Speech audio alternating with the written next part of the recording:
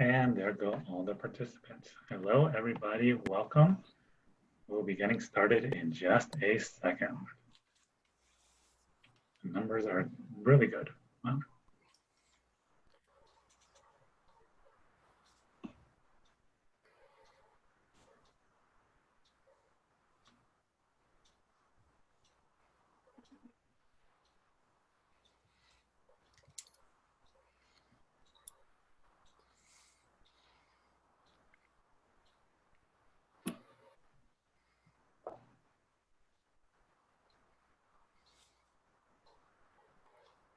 Are we recording, Caitlin? Yes. Okay.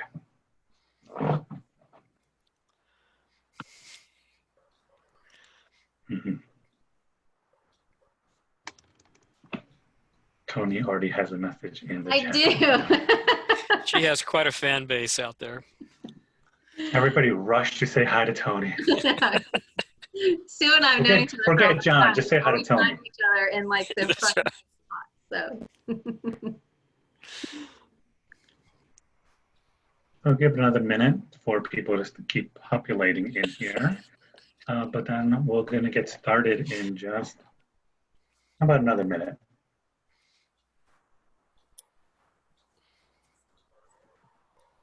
And thank you to everybody for signing in. We have quite a number of people interested in today's topic, way more than the account actually allows us to have. We're trying to work on a way to stream this to YouTube. It is being kind of glitzy right now, so we're not sure if it's working, but we are working on that and trying that. Even if we can't live stream, it'll definitely be on there after the webinar today. Yes, and we will record this.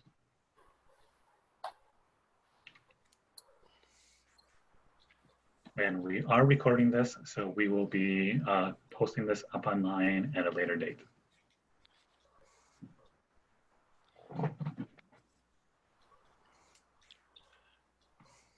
So if we are ready, Caitlin, would you like to start?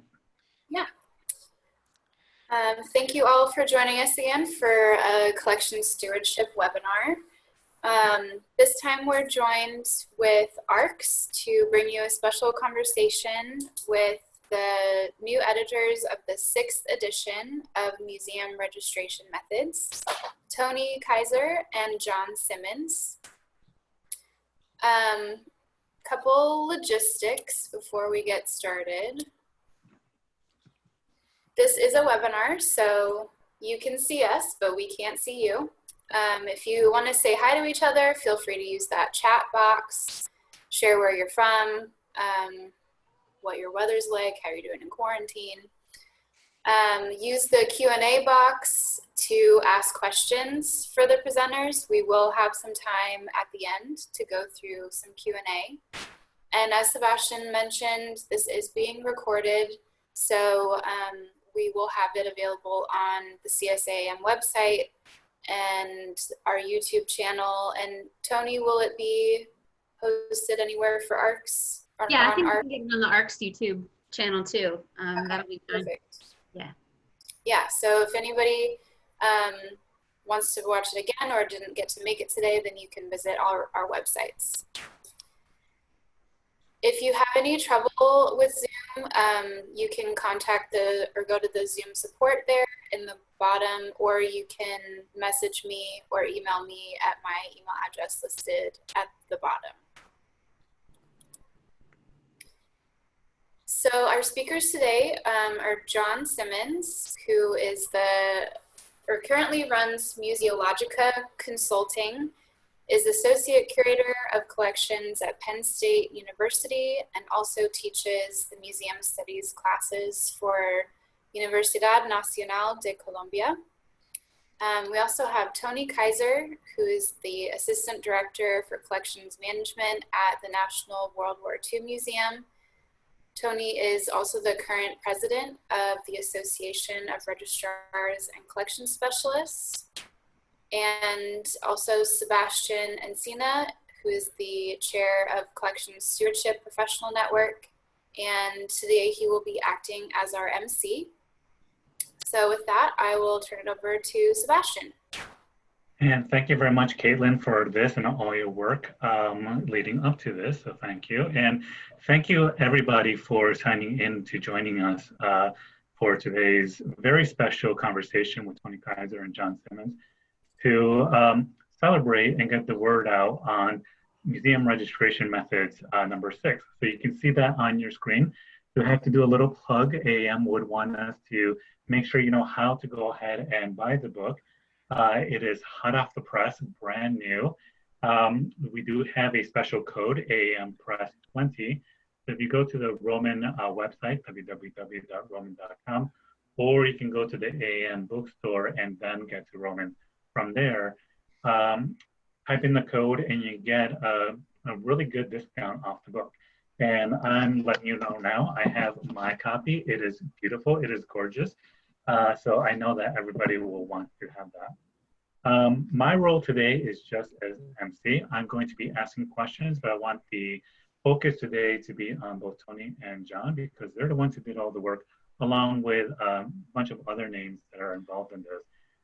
So I want to thank Toni and John for joining us today, but also thank you for doing all this work for, well, we'll get to how long it took you to do all this, but it must have been a lot of work, a lot of sleepless nights. So thank you all very much. Applause to you for all that work. So I'm just going to jump in. So at this point, Toni and John, there have been 5 museum registration methods. I'm curious, why the need for the 6th and why now?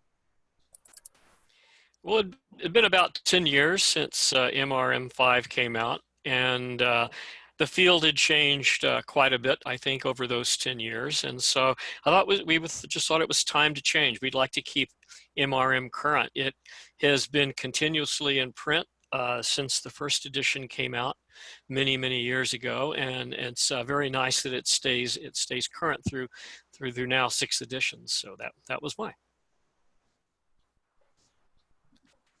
Yeah, just keeping up with technology and change and best practices. This was just a good time to do it. And I think John and I were just currently glutton for punishment when it came time. Yeah, we had nothing else to do. You want a project? We were like, oh yeah, sure. So that leads to the next question. So why you two? How did you get roped into doing such a monumental task? Well, I was contacted by our editor at Rowman and Littlefield, Charles Harmon. I'd already done 3 books with him before. And so he asked me if I would be interested in taking on this MRM6. So I took a while to think it over and then finally said yes, but I had no idea who was going to be co-editor. And I told Charles I had to find someone who could be co-editor first. And I brought it up, I guess it was at a meeting in Vancouver, wasn't it, Toni? And yeah, we think we were in Vancouver. Mm-hmm. And Toni said she would be interested, and I liked that idea. So we mulled it over and debated a little bit. And finally, in August 2017, we told Charles, yes, we were going to go, and got our contract and plan all approved in 2017 for the book. I'm assuming that was over why you said drinks in yes, Vancouver. Toni, why you ever agreed to take it on, but. Well, you know, I had just kind of finished up a book project where I co-authored a book called Loyal Forces and was just kind of ready for the next thing. I think that's probably, John, you can speak to this too. Once you sort of get this publishing bug, it just kind of stays with you. And then it just seemed, you know, I was working a lot with ARCS and planning the conferences and just felt like there was a lot of really good new information out there, and this was going to be a great way, a sort of natural extension of ARCS and CS and our missions to continue to do it. So it just, yeah, it happened at a good time, I think, for me too. Overall, I just was ready with a lot of, you know, names and topics and all that kind of right at hand. Wonderful. And I'm sure drinks over in Vancouver had nothing to do with that. Oh, no. That northern air for me, you know. Yeah, okay. Wonderful. So I'll just jump to the crux of the matter. How is this edition? On the screen right now, we are seeing all 6 editions from the original museum registration methods down to today's 6th edition. How is this edition different from any of those others? And I have my museum registration methods number 6, but for the people who still have number 5, why should they making a jump to number 6? Yeah. Well, if you're really into the differences, there's actually a big chart in the book explaining them. But basically, all the topics that were in MRM5 are also in MRM6, including the chapter on manual registration systems for museums that don't have computers, can't afford a database. Some of the older chapters have been combined, but we did not leave anything out. And we did review and update every chapter to one degree or another. And we added 10 new topics that had not been covered before. We have a chapter on the National Park Service Museum Management System because we wanted to give people an example of how you handle a really big collection. This is a trend we see in the field of museums consolidating collections and getting bigger collections run by fewer people. They deal with 48 million objects in their museum system, so it's pretty good. We also expanded the coverage of living and natural history collections. There's now chapters on digital art, digitization. We added off-site storage, went more detail on risk management and emergencies, rights and reproduction, and included a chapter on research, collection-based research. I think the other big change people might notice is in the 5th edition, there were hypothetical questions at the end of each section that were designed to be used either in teaching or just to make you think about what you were doing. And Toni and I looked at those and we really liked them, but what we did was we pulled all of them out and put them at the very end in a new section called For Your Consideration.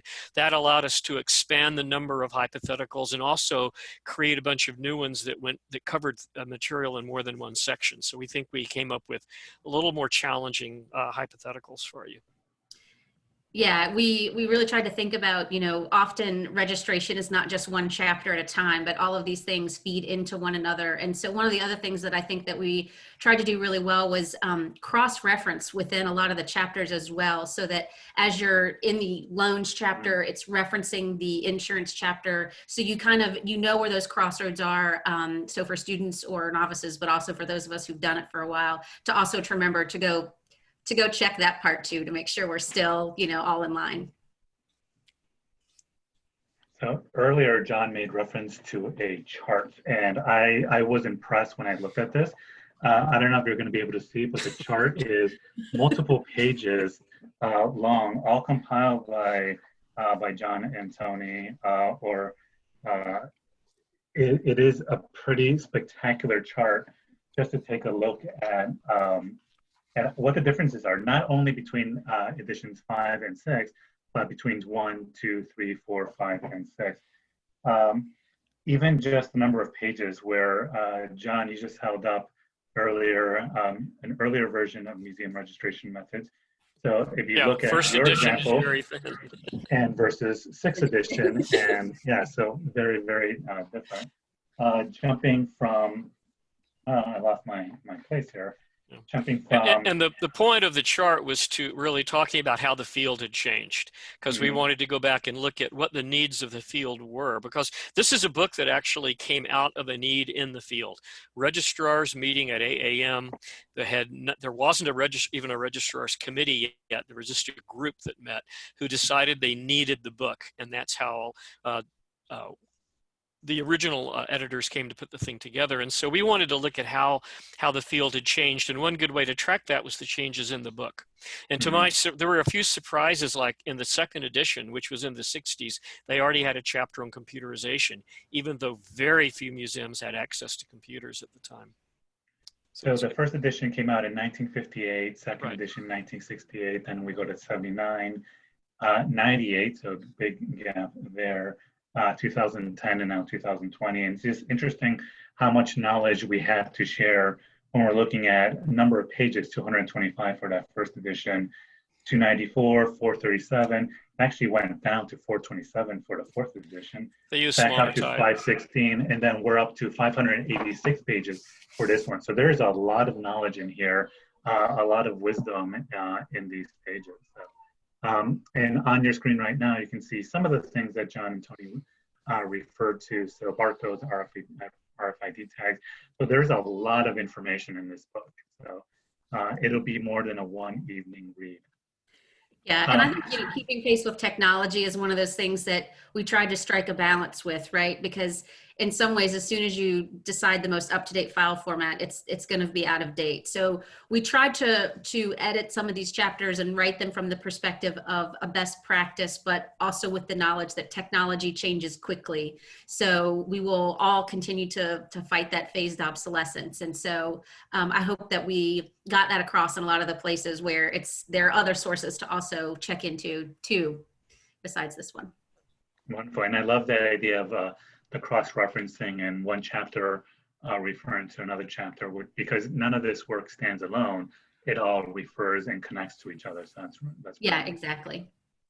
So John, you mentioned something about Vancouver. I'm curious, a book this size, how long from inception to completion did this take both of you?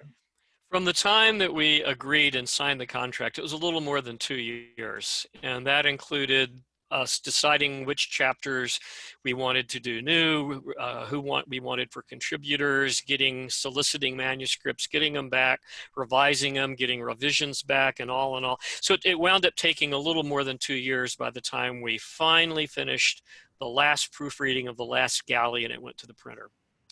And part of that slowdown, of course, was this pandemic, which hit right in the middle of proofreading. But fortunately, it still came out in 2020, and just over 2 years seems to be a quick amount of time, considering the number of people you had collaborating with you, and how many edits you had to take a look at. And Toni, you were part of this from Vancouver, from the inception as well. Yeah, for this edition. And, as a student, I had the third edition, or fourth and fifth editions. And so, I think Caitlin held up her copy earlier with its paper clips and Post-it notes. And I think that's probably how a lot of ours look.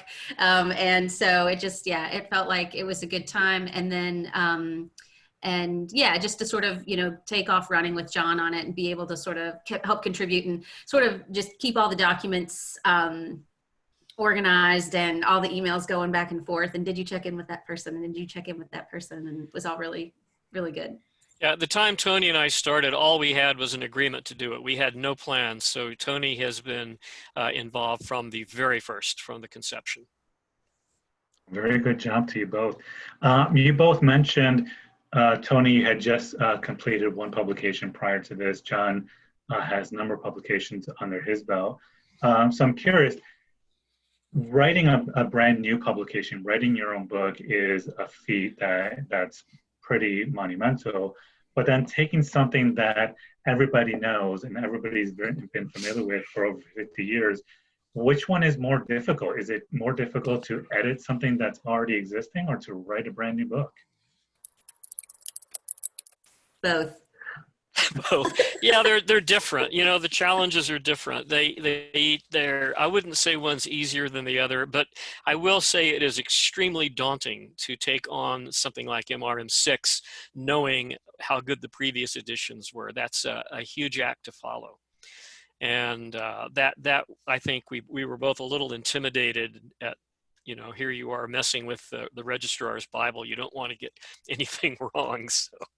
Well, of course, following up Dudley Wilkinson and following up Buck and Gilmore, those are some big shoes to follow there. Yeah. I'm sorry, Toni, I interrupted. No, I said you were on the same page, Sebastian. Yeah, it was big shoes to fill. And I think for us, it was a good mix of writing original chapters for ourselves in this edition where we felt like our expertise fell, and then revising also, but then also reaching out to the community at large, because there are people who know more about insurance and digital art than I will ever know. And so it was nice to also get that feedback from them and get their contributions, because everyone did a wonderful job.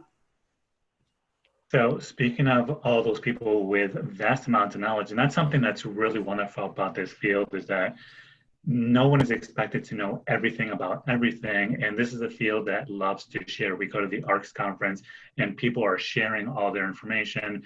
The listserv, people want to discuss what they know. And this is a community that loves to talk about museums and the work we do. So it just makes sense to have all these collaborators work on this. So I'm curious, can you talk about who are the contributors? Because You did not write this yourself, clearly, so you did work with quite a number of people on this. Yeah, I think there are. Do we make it? I thought we made a little I chart. believe there's a slide of the contributors. There is a slide. The next slide is that And one. you know, so we looked at what needed to be revised and what we thought we could handle, but other people could handle. And this is one of those times when it's important to work as a team, because I've been in the field longer than Toni, but she knows a lot more people than I do. And she also knew a more diverse group. So she was able to come up with suggestions for contributors who I had never met before and didn't know at all. So that was extraordinarily helpful. But some people, you'll recognize their names. They had contributed to previous editions of the book. Some of them are new, and it depended on what we wanted and what we thought we really needed to do with the chapters. But we had to wind up putting this onto 3 columns to get everyone's name there. And Toni, with your knowledge of the field, how did you start reaching out to some of these people and corralling them and convincing them to work on this? You know, it took less cajoling than I thought in some cases. I think that because it's such a good publication, a lot of people were, you know, we got a lot of, oh, yes, thank you for asking me, you know, or yes, I'm happy to contribute again, or I'm happy to update. And it was, in some ways, all the contributors, you know, they made it really easy. A few of them we had to track down a little bit, but for the most part, everyone was really like behind the publication, ready to see a 6th edition, ready to contribute and to do the work. And so, yeah, it was jumping 2 feet in, I think, for pretty much everybody. So it was fantastic. Yeah, it's a great group to work with. We've really enjoyed working with all these contributors. We'd love to have a party where everybody can get together so we could all meet, but that's not possible. But some just terrific input from people. They have been, and they've been really good about responding to our request for changes but to share all of the knowledge they have. And some of these chapters would roll in and you would just be amazed at what was there, how hard the person had worked on those chapters. So we were really, really happy with that. Well, ARC 2021 in Montreal can be that party. Oh yeah, I see. Ann Mersman is already joining the party. So yeah, well, we will definitely work on that idea. But it's a great group. Yeah, and what's really compelling about the group here is that you have people who work in various size museums, various types of these museums and disciplines. You have people who are not necessarily in museums themselves, but working in industry that works very closely with museums. Mm-hmm. So the knowledge of the museum registrar collection specialists is so wide that it can't be contained to just one type of person. It literally takes a whole community in order to share this kind of information here. So over the years, from museum registration methods 4 and 5, there have been a number of contributors over the years. Did you work some with previous contributors as well, or all of these brand new contributors here? Yeah, there's some previous contributors in there. When we could, we wanted to go back to some of those, excuse me, original writers or updaters. And gosh, I got a frog in my throat all of a sudden. Sorry. And then some people, yeah, we reached out to brand new. John, any words about that? Yeah, no, that's exactly right. It was depended on what we thought we needed for that chapter. Curious, any sections, whether it was a surprise or not, that either needed very little edits or no edits at all? Now, every chapter got edited to some degree, but some of them were easier than others. Like manual registration systems didn't need to change much because we still do things manually the same way. Rigging and moving, and some of the old loans and property laws, it was just a case of minor updating, measuring, but most of these required a lot more revision than you might think. None of them are totally intact from the way they were. All of them have been revised somewhat. Okay. And Toni, did you have anything to add to that? Yeah, no, I think similarly, yeah, just, yeah, some, like you said, manual registrations were easier updates than some of the others. And then, you know, where we had totally brand new contributions, that was a big ask, I think, for those contributors, because others had, you know, some sort of background or previous chapter to go on. But, you know, some of those brand new chapters, they really had to, and we, you know, we gave them a page limit. a word limit to a certain extent too. So it's hard, to take years and years and years of experience and distill it into 12 to 14 pages. If the publisher had let us, we could have easily gone seriously another 100 pages, but the publisher wouldn't let us. So.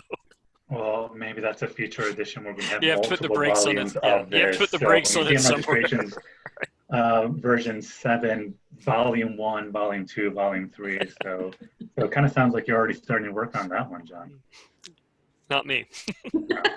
But we're looking at the list of people here, a lot of names that many of us know. So clearly people who are on this call will recognize a lot of these names, congratulate them, because this is a lot of work compiled into one resource. So as you see these people or email them or see them on the listserv, just congratulate them, because this is truly wonderful work, and we're greatly appreciative of all this.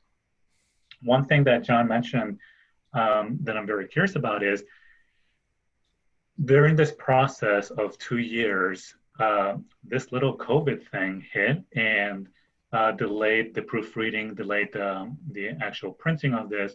So this was originally supposed to come out around the time of the AAM conference back in May in San Francisco. Mm-hmm. That got delayed. Clearly, the AAM conference was postponed, went virtual. Now that we have this and we're living in a time of COVID, how would this book have changed if this book were proposed now?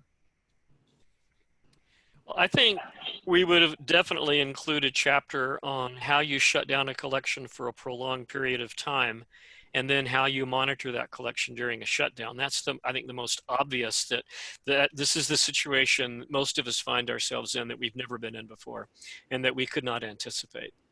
And in retrospect, I think, I don't know how we could have ever come up with the need for it, but that's what I would add post-COVID. Toni, what would you? Yeah, I was going to say similarly. I think maybe more clearly calling out COOP or continuity of operations plans. Some of us had them, some of us didn't. Some of us adapted those with hurricane or other emergency plans that we had. But I think calling that out more specifically, as to how a museum or a collection, would need the needs that it would have, for an extended shutdown. Whether that is because of a natural disaster or something like COVID-19, nobody's expected a global pandemic. But hey, there's already making that list for the 7th edition, right? So. Yeah, and so there are things you can do, like, remote monitoring of the environmental quality in your collection. How often should you physically show up? Who's going to be checking your pest traps? What kind of, do you need to take extra security measures? I think there's a lot of things like that we will probably address or should be addressed in the next right, edition. and it's not necessarily one chapter. I just no. Because as you go through the table of contents, loans were disrupted heavily because of this, exhibitions, contracts that were filled out. The movement of couriers. And couriers is a big discussion these days as well, how they're going to continue. And this is ripe for just a lot of conversation revolving around this. Hopefully we don't see another kind of COVID type situation, and this is covered under emergency preparedness, but even those of us who had emergency preparedness plans were not quite prepared for this. So you can't prepare for everything, but it does kind of turn on a light bulb thinking about how we could think about this in the future. There's a famous statement attributed to Dwight Eisenhower during World War II that it sounds kind of corny, but it's actually quite right. And he said, planning is very important, plans are useless. And what he meant was your plan itself, when you apply it to the situation, is probably not going to fit it, but the planning process is what's valuable, because that teaches people to think about each other and how they're going to work together and who has information, and allows you to give that flexibility to change your plans and make them fit. And so I think it's quite true. Your emergency plan itself probably will never fit your emergency, because it's usually planned based on your last one.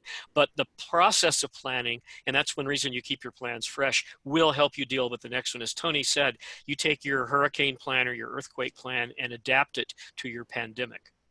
And I don't think most people think that way, but they should. I think Toni's spot on with that. I think too, one thing about having a resource like this or the 5th edition at hand was that it probably did give you some basics if you were unsure about what to do or where to go or where to look. And then with groups like CS and ARCS sort of kind of coming right in with webinars and talks and chats and the listserv, I think that was also a really great way for Sebastian, like you mentioned, this community just to kind of come together and say, like, this is what's working for us, or this is what's not working for us, or how are you handling? And I think as a community, we're always very happy to share our information and our experiences. And so, whether it's a tome like MRM6 or a webinar or an ARCS chat, I think we do really well with sort of always staying together. And that is something about registrar's community that I have not found in other communities, even in the museum world, is how friendly people are and how willing everybody is to share their knowledge. This is an astoundingly friendly community. I once got a call from a headhunter that was looking for somebody to take a job. It was actually a Smithsonian, a big management job, and said, would you be interested in applying? And I said, no, I have no desire to move to Washington, D.C. We chatted a while, and he said, well, you give me the names of 3 other people who you think would be good for this job. So I named 3 names, and there was this pause, and he goes, you realize those are the same 3 people that recommended you and each other? And I said, well, yes, that's how it works in our community. He says, I've never run into this. He says, no one ever recommends people who are their competition. I said, that's the museum world. That's registration. We like each other. So. We generally do like each other. And yeah, we do. You can tell by a number of people who signed in to listen to you two talk how much they like you as well. So, John, you mentioned something that if the editor had let you, this may be another 100 or 200 pages long. Is there anything from this book that you think is missing that either you couldn't include or wasn't the right time for it, or anything that you would have liked to include in this? Yeah, I would have liked to have expanded the coverage on living collections and natural history collections. So zoos, botanical gardens, and natural history, because that's the field I come out of. And I'd like to see that bigger. And in retrospect, thinking about that, I would also include a chapter on how to get young people interested in the profession. What you can do to reach out to get people, catch their attention in high school or even younger, and especially when they're undergraduates, and explain there is this profession out there called registration. That's a great job. It's really fulfilling and exciting and interesting, and you should look into it. I would like to see that. Toni? Yeah, I'll agree with John. I think that, getting young people interested, I think is also a way for us to really create some diversity within our field as well. And that's a great way to sort of, give them the bug early. And I think for the most part, I think one of the balances that I think as editors we had to strike was making the chapters so dense that they couldn't really be interpreted by a novice within the field, right? So, some chapters are long and complicated, or you get a topic that's sometimes hard, like copyright or insurance, where you really have to be almost an expert within the field. So there's this balance of giving the registrars and the collection specialists the information that they need to proceed and the resources to dig into when they have to, and finding that fine line between the 7 or 8 pages that just over for most people, but when you need to know it, you can go to that source. And that's where, yes, we could have easily expanded by 100 pages, but also sometimes just made some decisions to say, and now point to another source when you need to. And I think, Toni, you, particularly as president of ARCS and going into conferences, there is a fine line to strike there between catering to the people who've been in the field for 20 years, 30 years, 10 years, and those people who are starting out. Who are you writing for? And that's not as easy as some people might think it is. Right. And that's where, some chapters might not be helpful if you're deep into copyright. Ours might, you're going to need to go deeper, right? Deeper sources by, Christine Steiner or whoever. But this would be a good place to get started. And, one of the things that we tried to do was, include some of those bibliographic references for people so that they could, do some research on their own after this. And that was a key part of what we asked a lot of the contributors to do too, was to make sure that all of those were up to date, that they were the most current editions, that they were citing current resources and web pages and that kind of thing too. wonderful. So yeah, I love the idea of getting younger people involved. And when we think about accessibility, it's not just certain groups. There is the young people, high schoolers, as John was saying. Often people think about museums and they think about curators, but the ones who do all the actual work are us. You don't tell the John, curators you said that, right? I have love of curators. They're all great. John, so I'm curious, as I'm holding it, this book here, there are a number of pictures, and of course, each museum registrations method is different. And Caitlin, can you go back, I think, a couple of slides to show all the various versions of?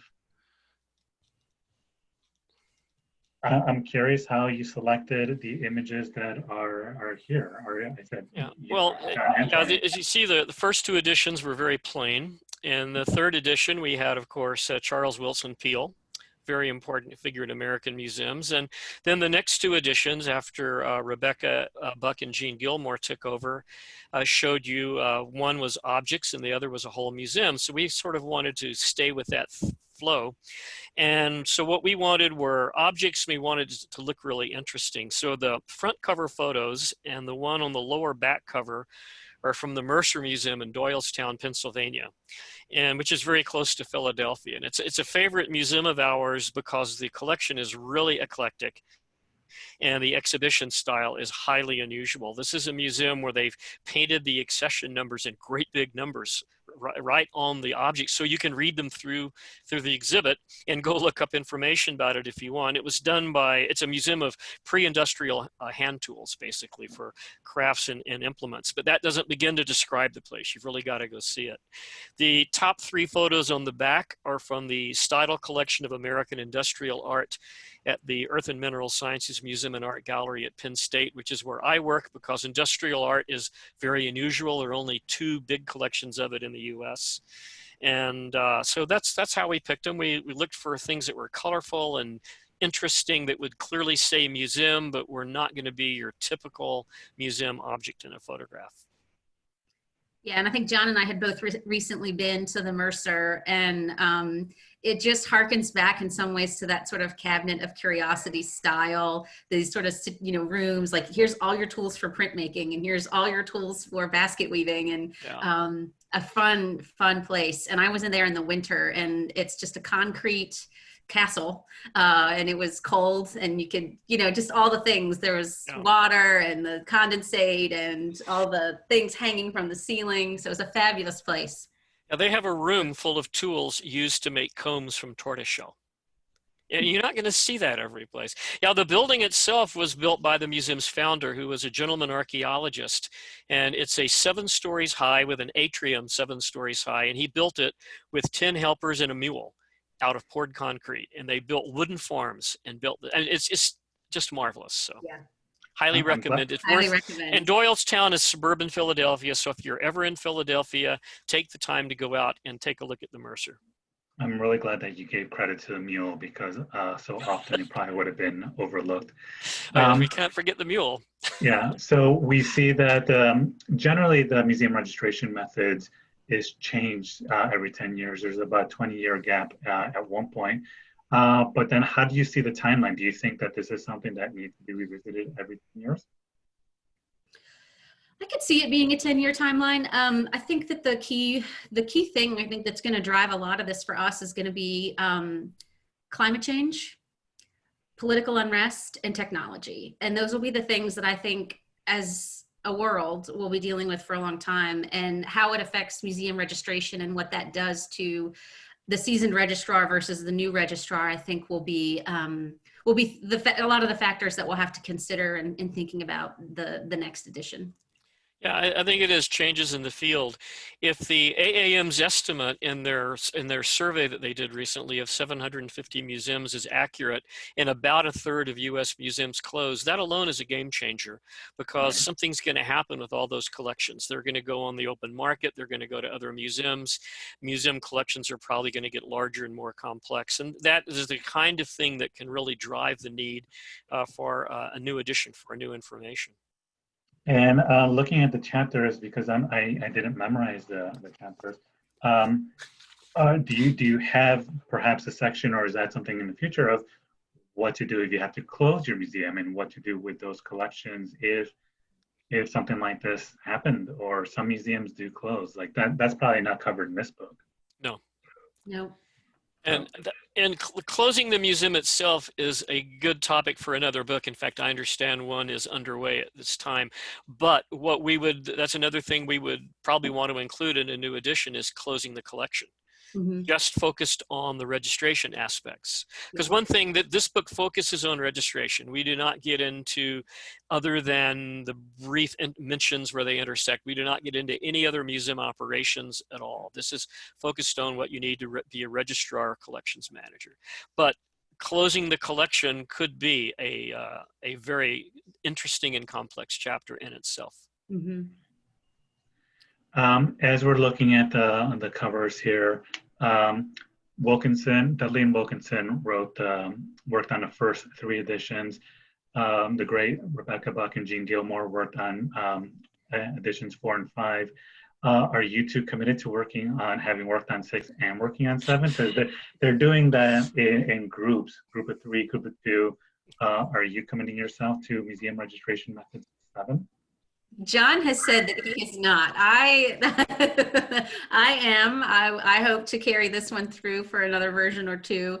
I have to drag John along with me, but we'll see. If not, I'll find some others lucky. I think it'll be Toni's problem. In 10 years, I'll be 79 and probably out of the field at that point. But I would prefer for the next edition to see Toni with someone coming along younger, kind of keep the ball rolling on the editions. I think that keeping a certain continuity to the book is important, and we were able to do that because we personally know Jean and Rebecca. And that made a huge difference. And we kept their basic arrangement for the book. They worked hard to convert from what Dudley and Wilkinson had done over to an arrangement that was more appropriate at the time they did the book, and they really had it perfected, we thought, in MRM5. So we kept that basic arrangement, and that may or may not be what comes out in MRM7, but it'll be pretty much Toni's problem, but she can handle it. Or Toni's joy, and it'll be Toni's joy. Actually, yeah. It's a great project to take on. Yeah, I feel so much love coming from this book, and this is not in any way problematic, I am sure. I'm going to take a couple questions from the audience jumping in here. So the first one that I would like to answer is, can the discount code be shared with our students? Of course, please go ahead and share this discount code with your colleagues, with your family, with your students. These will make some really wonderful Christmas presents coming up.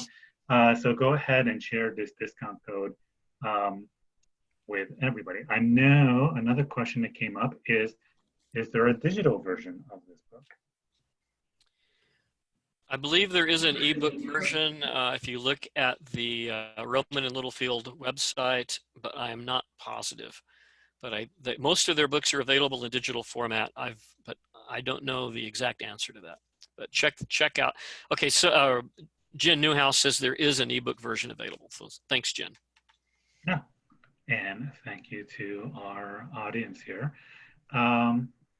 Let's see what other questions we have. Okay, so a lot of people are asking about the digital version. Is there a supporting website for the book? More sample forms, errata, timely topics like closing and reopening collections, as we were talking about. That's an interesting idea. We have not talked about that, but that's something we should definitely take into consideration. That could be. This is also where the CS and ARCS relationships comes together to keep a lot of this, because these are all topics that we're covering in our own ways through those organizations. And so I feel like that's probably where those resources are gonna continue to go. And then also a great place for us to mine for the 7th edition. I would be happy to volunteer the Collection Stewardship website, and Toni, maybe the ARCS website. So I don't know, Museum Registration Methods has its own webpage for. It does on the Roman site, but not from our registrar or collection specialist point of view. Yeah, if you look at Maybe, I the guess. publisher's website, there's the complete table of contents, which was too long to put onto a slide for this presentation. That's there and some other information, but that's all. That's Toni, you and I can talk and see how Okay, we we'll can talk. help out with that. Question relating to, well, another controversial topic that's come up is the removal of monuments.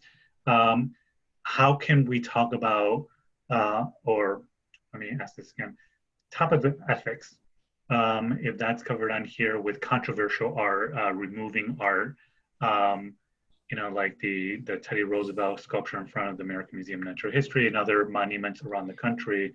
Is that something that might be covered in a book like this? It's possible, but those are not typically decisions made solely at the level of registration. And what we were trying to do with this book was focus on registration. So we did not directly address dealing with controversial issues. You might throw into that as well decolonization of collections, which is a big issue right now. Obviously, those things impact museum registration, but the registrar is usually not the person making that decision. That registrar should be included, and we do have a chapter on the role of the registrar in the museum web. So that registrar should be part of that discussion, but we tried to stay away from the topics that got you into involving a lot of other aspects like curators and directors, because we wanted this focused on registration. And it's possible to do that, but it would expand the book quite a bit, and I'm not sure that from the registrar's point of view you could say much that would be useful without involving a lot of other voices in there. And this is not in any way to say that those topics are not important. They are really, really important, but you have to put a limit somewhere.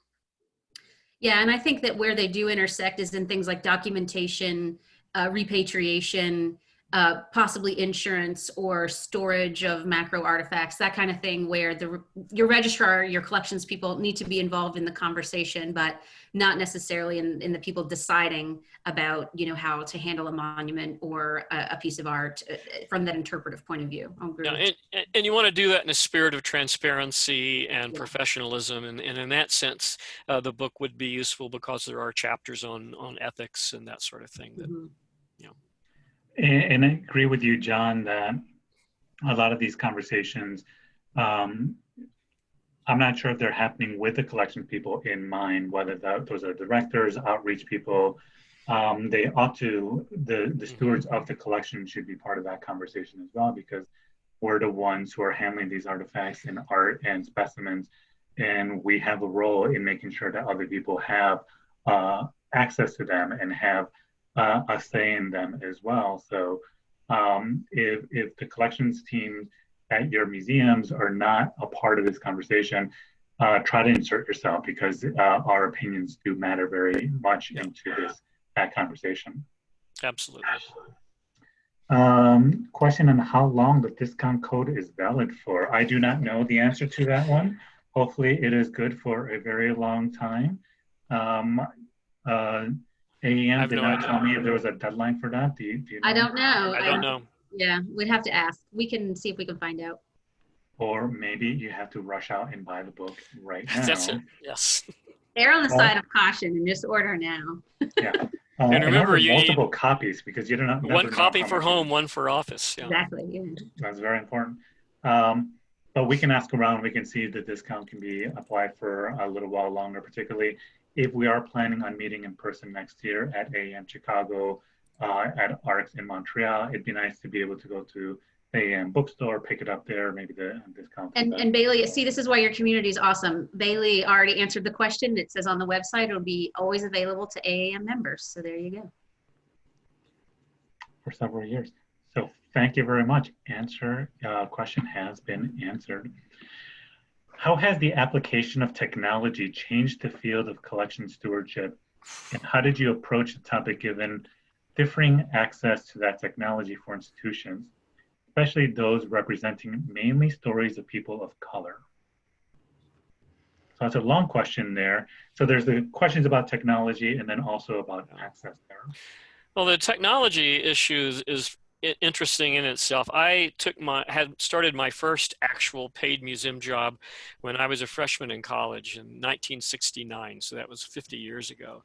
And our technology then was extremely limited. There were no computers to speak of in museums. I think only 2 or 3 had computers at all. There was no internet. There was no concepts of things like preventive conservation and integrated pest management. So I've seen all of these changes occur in the museum within my lifetime, and it's been quite interesting. The profession existed as registrar, but I think I was one of the first 10 people hired in the U.S. with the title collection manager. So, there's been a lot of changes.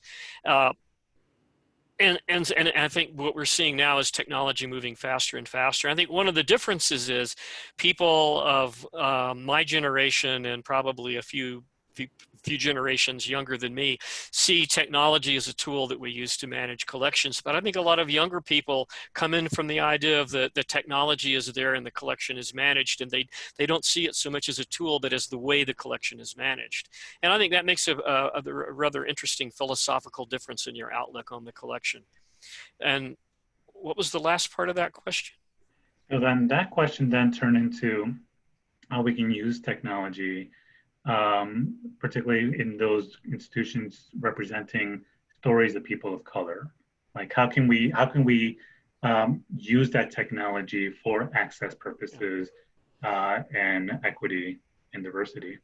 I think digitization is probably the key, and it's probably the thing that we point to a lot, but making your collection available online for free is the most accessible way to get your collection out there and for those community voices to be heard. And I think this is also too where registration interacts with so many other parts of the museum. We don't exist in a vacuum. We need to work with our educators. We need to work with our curators. We need to work with our boards to be able to identify those communities, find those needs, and then on the registration side, get those things scanned, photographed, and out there. And then we need our IT team to build the website and do the servers. So that's where not just the registration community, but the whole museum community, I think, also needs to come into play. And social media can be used to reach out to people to gain more information about your collection. Particularly if your collection is regional, there might be people who know more than you do about your objects. And there are certainly many stories that can be told about your objects that may not be within the knowledge base of your curators or your staff. And with social media, you can reach out and collect this information. Look at things from different points of view. It's interesting to have artists come in and look at a science collection, for example, and get their take on it. I actually worked with an artist on a project funded by Museum Loan Network where the artist interpreted a natural history collection, which was quite interesting. I think we all came away understanding each other a lot better from that. But I think similar things can be done, particularly with underrepresented groups in museums. And I think what you say is really key because underrepresented groups can't always come to our museums to see the collections, and they don't always get access behind the scenes and seeing how our work happens. So we need to do the work of reaching out to them, whether it's through an Instagram post or Facebook meetups or whatever it is, or classrooms in a Zoom setting, so that we're going to them, not letting them say, or not telling them that you have to come to us, to our marble white halls and see it, but we need to be better about reaching out to those communities that we want to reach out and make sure that they feel included. Not only just come and look at the art, but that the museum becomes a community center in some way, that people see it as their home, as a place that they're welcome at all times, whether it's virtual or in person. So, and this is part of the solution to solving the diversity issue in museums is getting people of all races and aspects of life interested in museums to feel welcome in museums, because not everyone feels comfortable or welcome, and that should change. And getting people younger interested, getting them to come to museums so that they understand what museums are about, that in the long run is how we will resolve the diversity issue. But museums have to do everything they can to be more welcoming, open institutions. And I know ARCS and collection stewardship is looking at DEI issues. So that is something that we are both addressing It is something that we recognize is a very important issue, and we want to make sure that museums, collections, our professions even are something that is accessible to a wide range of people and not just an elite group. So I do want to remind people, the chat is very, very long. So if you do have any questions, that you put them into the question Q&A section, because I can't scroll through the chat section to look up for questions. I'll ask this because it came through. Does this publication give any royalties to the participants who worked on the project or to CSAAM or ARCS? Who gets money with all the sales? I'm assuming it goes to Roman. I don't know if you want to take that, but it just Roman and Littlefield is the official publisher for AAM. So the bulk of the money made on the book is between Roman and Littlefield and AAM, and I have no idea what their contract is. Toni and I do get royalties from the book. We made sure that each of the contributors got a copy of the book. But you know, books like this, although they are very expensive, actually produce very little in royalties. I could not really even afford coffee on any of the royalties from the books I've written. So there's not a lot to go around. But yeah, the bulk of the money being made is shared between AAM and the publisher in some arrangement. I did want to ask that question because it came through, and I didn't want to make it seem like we're ignoring that kind of question. It's a fair question. I didn't want to make it seem like this is a money lucrative. It's not going to be turned into a movie or anything like that.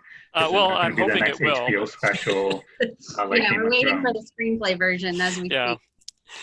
It would be a very interesting. I would go watch that movie. That's an interesting point to make, because writing professional books is not a way to make money, but it is very rewarding in many other ways. And I do recommend that people, if they think they have a writing project, they should consider doing it, because the payoff comes in ways other than just money in your pocket. It's not bad to get that royalty check. It's not going to cover much, but it's okay. But having the material out there, getting your opinions out there, having people respond to you and give you negative and positive feedback makes it all worthwhile.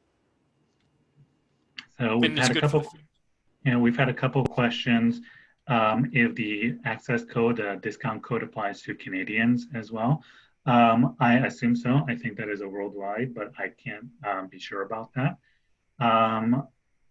I would just go and try it and use that code and get as many discounts as you can. But I cannot answer that. So I don't know if someone's in the chat listening can answer if the discount code is worldwide or just for American users. I can't imagine that they would limit it to only American users, but I don't know. We are at about time. There are a couple other questions about inclusion and decolonization. While those are important topics, I don't think that's the focus here. I will say that collection stewardship does have a DEI program going, a committee, where we're going to be looking at language and vocabularies used for cataloging and so on. So that is something that is coming, and the ideas of DEI, inclusion, all of that, that is something that ARCS and Collection Stewardship, AAM, and just generally the museum world is working on currently. We're not going to have a solution for any of those immediately. That's not going to be something that by the end of summer, we're going to have the answers. It probably will be a long, steady workflow on that, but that is something that we do recognize and want to make sure that is addressed. We're almost coming to time, so I don't see any other questions. Toni or John, do you have any final words for our participants and listeners?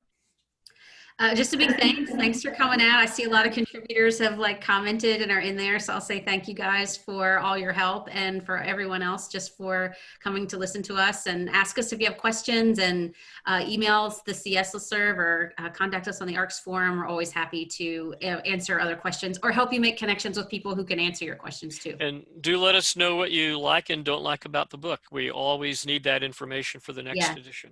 Yeah, absolutely. That introduction by the CS and the ARCS president and chair, that I think was the most thrilling part of the book. But that's just personal opinion right there. I do want to give a big thanks to John and Toni for all their work, plus joining us here today. Also, a big thanks to Caitlin for this, who's kind of behind the scenes, but still there working the slides. A big thank you to all the contributors who participated in this book. You saw that list. If you know them, thank them, congratulate them on their wonderful work. And of course, a big thanks to all the people who've worked on these books previously, Rebecca Buck, Jean Gilmore, and of course, Dudley and Wilkinson.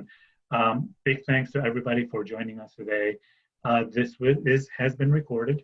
We are going to make copies of this available on the ARCS and Collection Stewardship website. We do have one other webinar coming up this week. That is on the new General Facility Report. That is going to be on Thursday, August 13th at 3 p.m. Be sure to join us for that. But thank you, everybody, for joining us today. Thank you, Toni and John and Caitlin. And until next time, thank you, everybody. Bye, everybody. Thank you. Bye. Thank you. Thanks.